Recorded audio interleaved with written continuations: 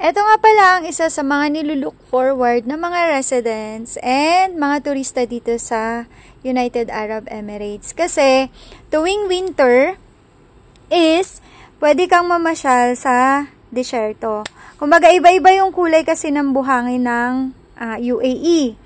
So depende kung saan kayo dadalhin ng ng travel agency na pagkukuhanan nyo. So napunta kami sa magandang lupa and sobrang linis. So yung kaninang nakikita nyo, doon na yun sa pinakadulong-dulo, and kung mapapansin nyo, kapag nandun na kayo sa dulong-dulo, medyo sobrang linis na talaga ng lupa doon kasi tinatangay siya ng hangin. And ang pinakamagandang date para mamasyal dito sa disyerto is during winter kasi malamig and marami kayong activities na pwedeng gawin. Kaya lang, bukod sa tour package na babayaran nyo, syempre, kapag may mga additional activities kayo, may additional bayad yan. So, one of the activity is, pagka-camel ride. And, itong camel ride is hindi yan applicable sa mga matatanda na kasi may possibilities na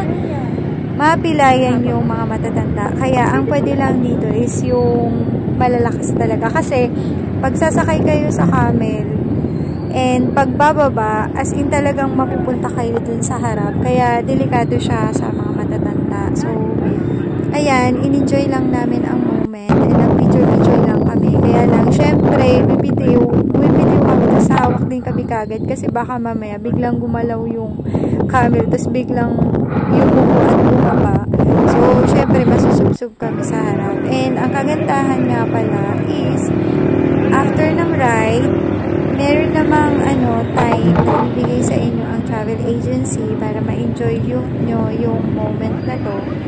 And kung mag-stay din kayo dyan sa disyerto at bibigyan kayo ng time kung kailan kayo susundain, like mga 7 or 8 mga 8 or 9 ng gabi after nyong kumain. So, ayan.